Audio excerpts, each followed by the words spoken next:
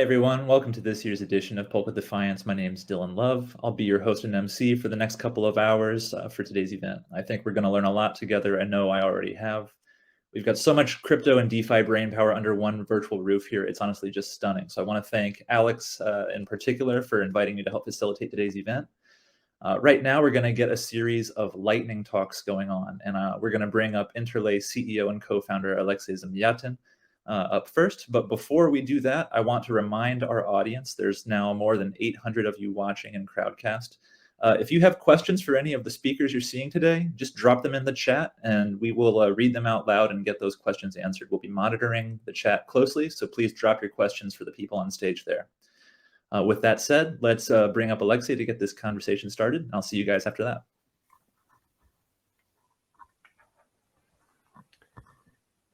All right, cool. So yeah, thanks a lot for bringing me on stage. Hi, for those of you who don't know me, I'm Alexei. I'm one of the co-founders of Interlay. And today I'm going to use the opportunity to talk about how we're bringing Bitcoin to the Polkadot DeFi ecosystem, essentially bringing a lot of this new liquidity to help us bootstrap both Kusama and Polkadot, and doing so in a truly trustless manner, following the principles of Bitcoin.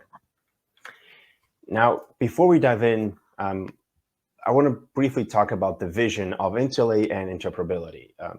Today, when you use DeFi across chains, you really have to know what's going on. Even with XCM, we still have to know which parachain or across multiple ecosystems, which chain we're connected in, which wallet we're using. And this is still very far away from what we see in modern financial systems. And really, to get to mainstream, what we want to achieve, and that's essentially Interlay's vision, is to make it as simple as using a cash machine. When you go to an ATM, you withdraw cash, you don't care how the banks settle in the background. And this is exactly the future to which we're heading in crypto. On that quite ambitious path, our first goal and our first mission is Bitcoin. Bitcoin is essentially what started this entire movement. It's a $1 trillion market. It's dominated by centralized exchanges, which is quite controversial. Bitcoin started this entire decentralized movement, but to use it for anything else than payments, you have to go through a centralized provider. And of course, that's just wrong. So what we are trying to do is we're trying to enable everyone to invest, earn, and pay with BTC on any blockchain trustlessly and directly from your wallet. And Bitcoin is not just here because it's the largest asset by market cap. It also has political power. Bitcoin is the asset that is known outside of crypto. It's the asset that institutions and even now legislations are starting to adopt. So essentially tapping into this market is what we feel will bring a lot of liquidity and adoption and new users into the Polkadot ecosystem. So let's take a look at how we actually achieve this. interBTC is Interlay's flagship product. On Kintsugi, on our Kusama parachain, it's called KBTC. interBTC is a one-to-one BTC-backed asset. For those of you who are familiar with this concept, it's similar to how WBTC works, but in a truly decentralized manner. If we take a centralized solution like WBTC, we have BitGo, who is the centralized and trusted custodian.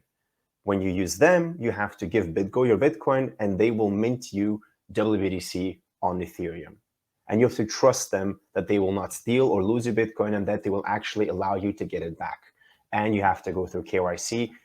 And it's not really tailored to end users. It's more of an institutional play, which is fair enough if you want to get quick exposure to the price.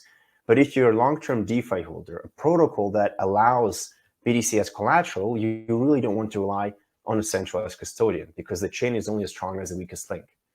So what we did with interBTC is we said anyone can become this custodian. Anyone can receive Bitcoin into custody. Now, of course, the first question that probably pops into your minds, well, what if we suddenly need to trust anyone on the internet with our Bitcoin? That's probably even worse. And it would be if we would not have this multi-collateral and cross-chain proof system built into Interlay. What our vaults are required to do, and our vaults are these custodians, they lock up collateral in a multi-collateral system. So when a vault joins the network, they lock up different assets in the Interlay network. And these assets serve as insurance against their misbehavior.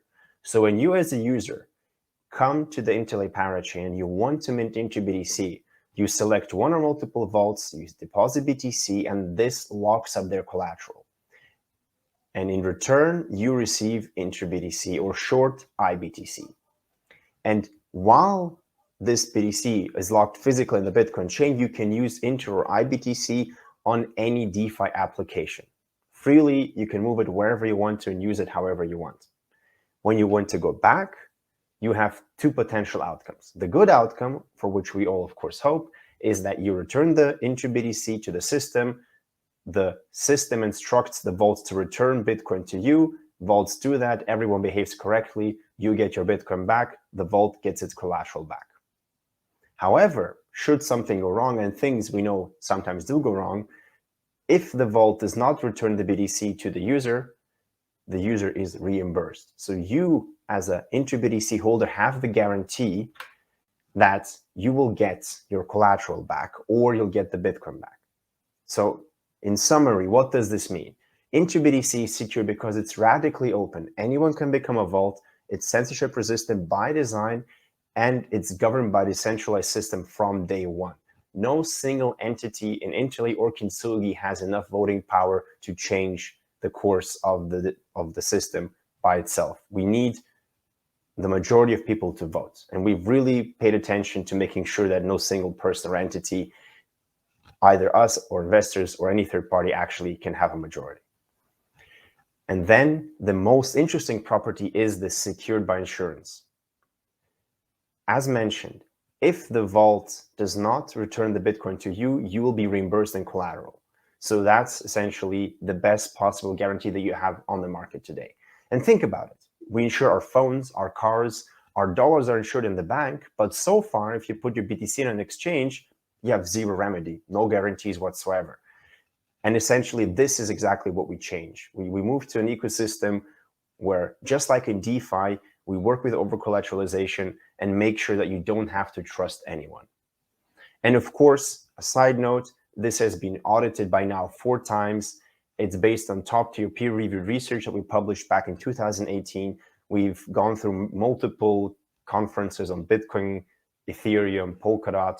This has been reviewed and assessed by the community. And in fact, Polkadot has selected this protocol as its recommended way to bridge Bitcoin into this ecosystem. Now, Interlay is a Polkadot parachain. Why are we parachain? You've been listening to this conference, you're here, so you probably know why Polkadot and which advantages it brings. For us, it's the scalability, it's the robustness of the Rust programming language, and it's this flexibility to customize our parachain to whatever use case we need. In our case, we are able to use Bitcoin libraries. So instead of re-implementing cryptography libraries, which is generally very risky, we're able to use what the Bitcoin Core software uses, which makes our system even more robust. We have a dual network, which means we have a canary network, Kintsugi, and a mainnet on Polkadot Interlay. Kintsugi is already live, and I'll come to that in a second. Interlay is in progress already of launching the core systems. It's a Polkadot parachain, and we expect to have interBTC on Polkadot very soon. But Polkadot is just a start. There are hundreds and thousands of Bitcoin DeFi users that still rely on WBTC. Even now on Moonriver, we have WBTC, and that is used to get exposure to that, to essentially the Bitcoin price. And our goal is not only to bring Bitcoin to Polkadot, but to all other ecosystems.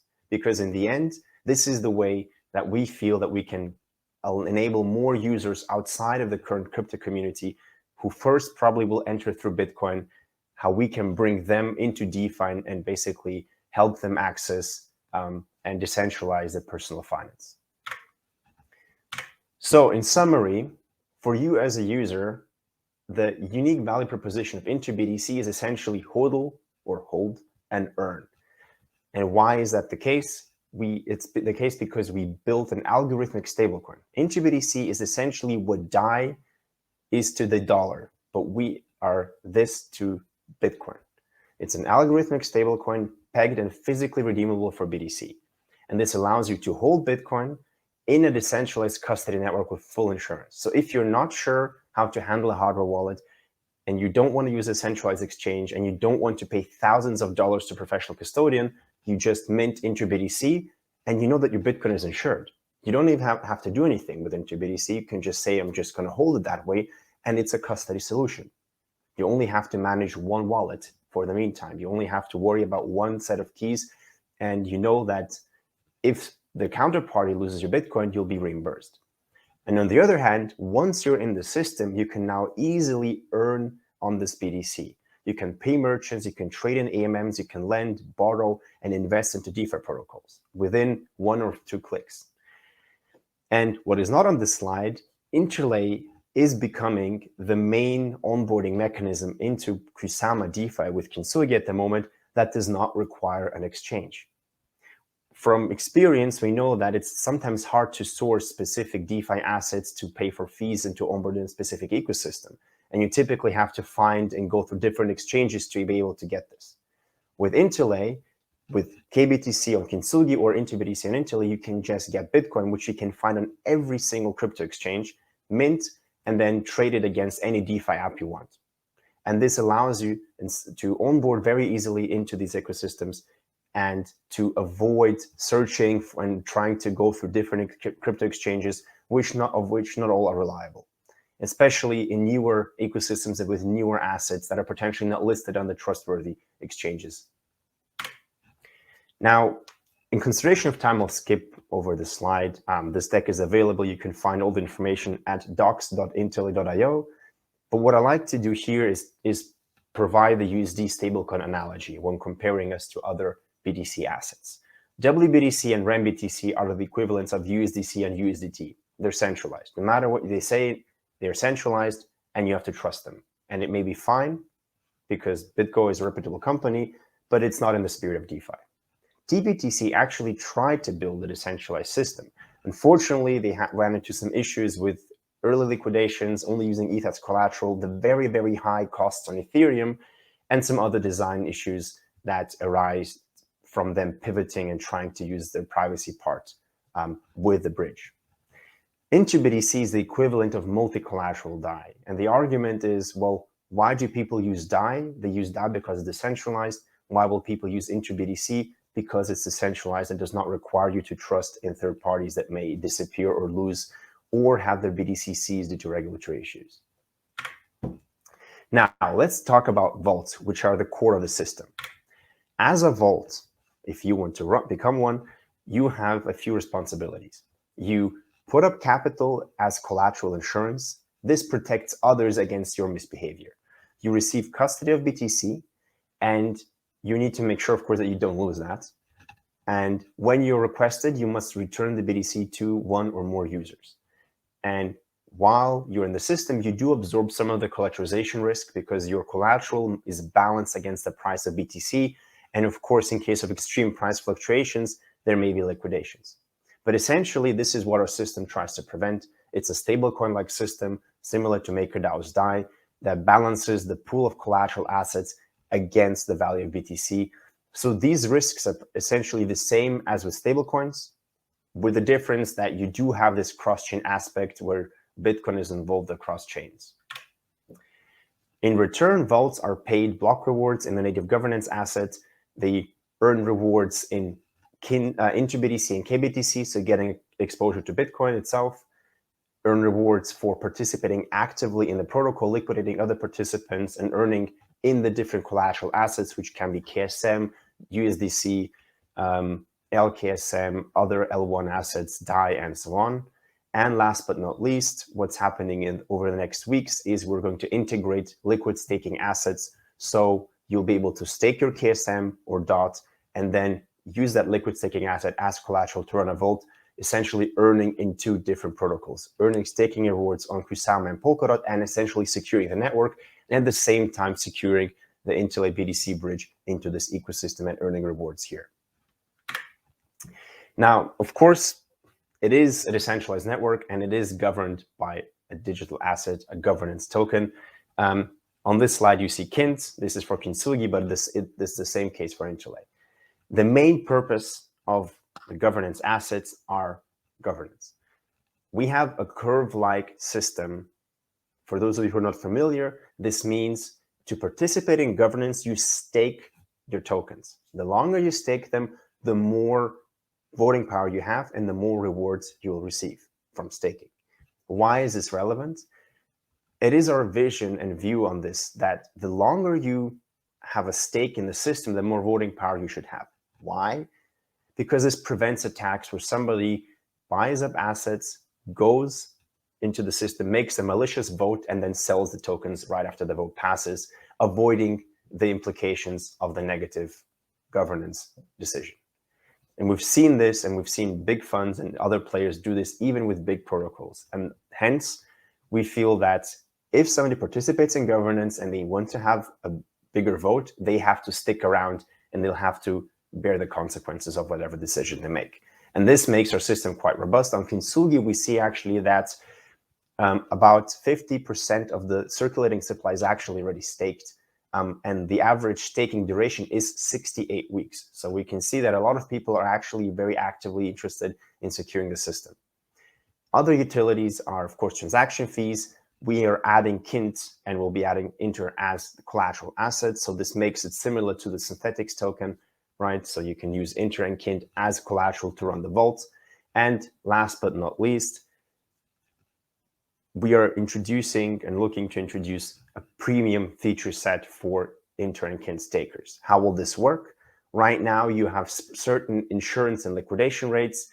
If you stake, you will have access to better insurance policies, better liquidation rates. For example, if you don't stake, your insurance policy might be exactly 100%. If you do stake, you might get an additional buffer like 5 or 10% on top. That gives you the opportunity to cover any exchange costs if you really use that collateral that you have been reimbursed with to buy BTC. And there's a few of these other intricate parts of the protocol which you can get access to by actively participating in staking.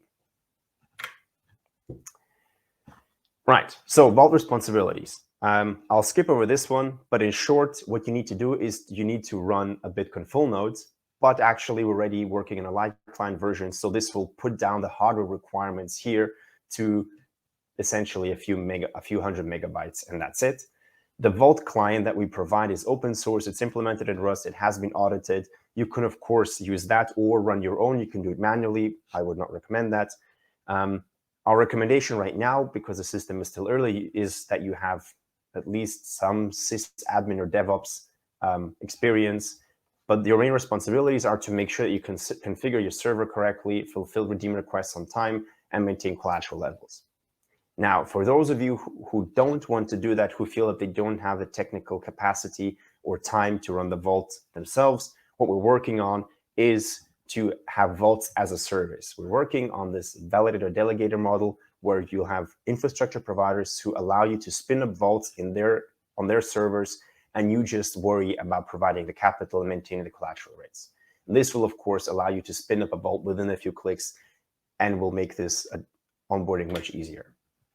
So let's quickly talk about the current state. So as of now, we have about 1 million worth of KBTC minted.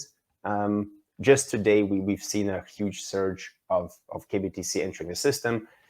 This is backed by $2.3 million worth of KSM collateral, and the system is currently secured by over 40 vaults.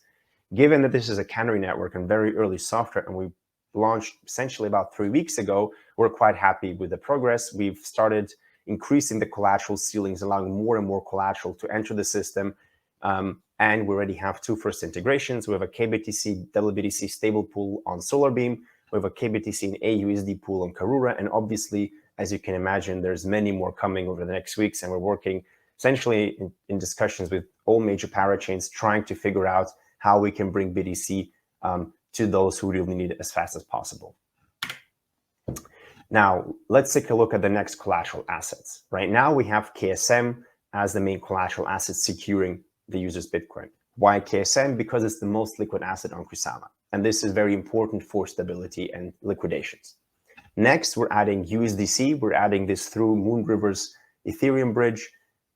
Then we'll have Kint and this is a demand that we've seen from vaults that basically allow you to use the Kint tokens also as a collateral asset, followed by liquid staking. And then we'll see, because their ideas are to add WBTC or other assets and really to try to de-risk and have the basket of assets as broad as possible. And in the end, it's you who decide. So if you're participating in the network, you have the vote and you can choose whatever asset makes most sense. So key dates. We are already live on Kusama. Interlay launch has commenced, and we'll expect to see Interlay fully launching with interBTC and all products, including staking, XCM transfers, and integrations in May, June. And we hope by then to have a simplified way to onboard vaults to make this very easy for even non-technical users. By the end of the year, we're going to add more collateral assets and earning models. Our goal is really to connect KBTC, IBTC to all parachains that really want BTC and that have a demand for it, and to really start our expansion to Ethereum and Cosmos. And last but not least, I'll give a very brief sneak peek of what's coming next. I know I'm already quite short on time, so I'll keep this short.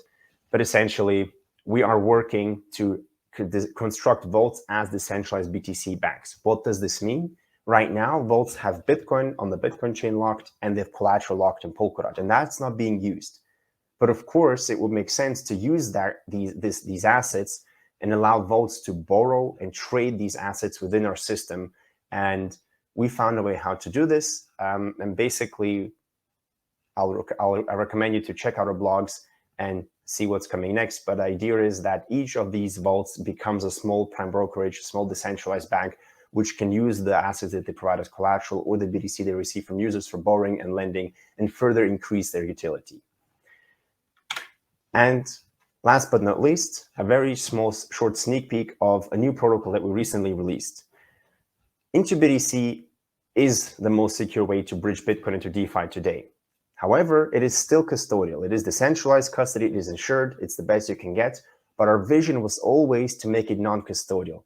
Make sure that BTC cannot be stolen. Even if it's insured, make sure that nobody can ever steal and access a user's Bitcoin.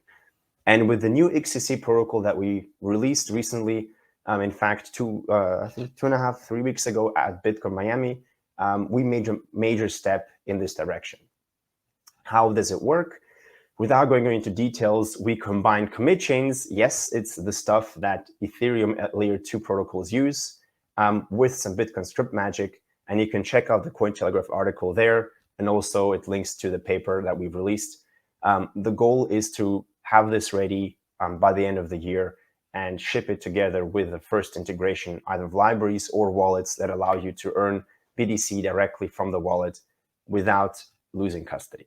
And with this, thanks for your attention. Please consider joining the network and help us bring Bitcoin and in the long term other assets into the Polkadot and other ecosystems.